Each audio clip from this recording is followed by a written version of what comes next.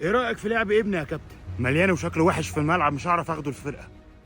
شفت الجون اللي جبته يا بابا؟ مفيش تمرين كوره تاني لغايه لما تخس. اخس ازاي لو بطلت كوره؟ يا مريم عايز ايه؟ انا بحبك يا مريم، نفسي اخرج معاكي زي زمان. يا ابني افهم، عمري ما هبص لك، انا اصلا اتكسف اتشاف معاك.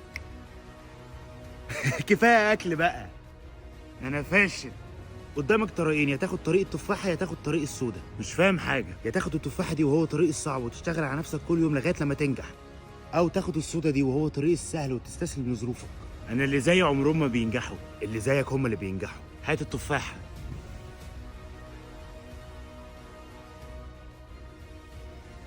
ايه ده؟ ده انت لو اشتغلت على نفسك وحاولت صعوبات لطاقه شغل. لما يتريقوا عليك اشتغل، لما يحبطوك اشتغل، لما يحاربوك اشتغل. ودي قصه منير الحقيقيه. مهما كنت فين وظروفك ايه، اشتغل اشتغل اشتغل والله هتوصل.